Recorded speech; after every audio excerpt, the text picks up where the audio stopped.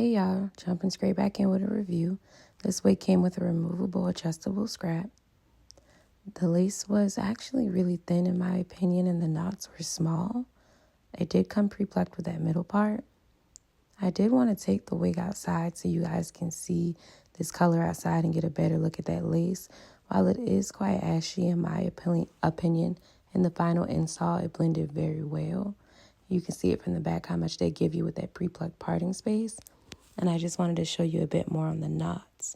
Now, of course, this wasn't a custom colored wig, so it is kind of botchy, but I think that it still presented quite well. And again, just showing you the lace. This wig also came with 4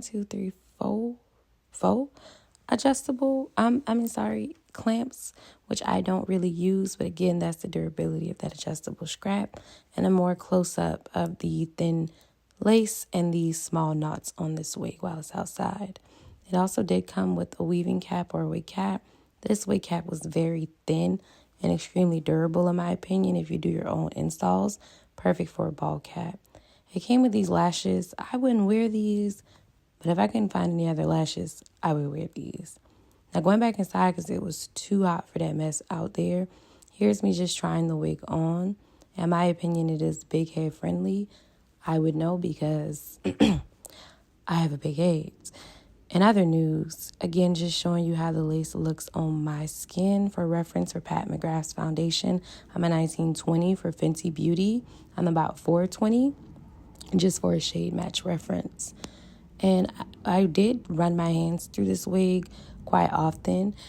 As you could see, there were some filler pieces in this hair, and there is some light shedding, but I realize it is mostly those highlighted blonde pieces.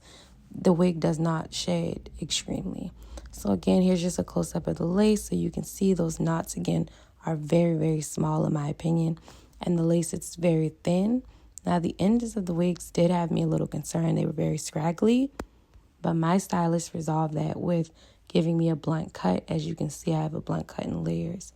This wig was also not 250% density. It was more about 180, maybe 200. Overall, I do give this wig about a 7 out of 10 just because it wasn't 250% density.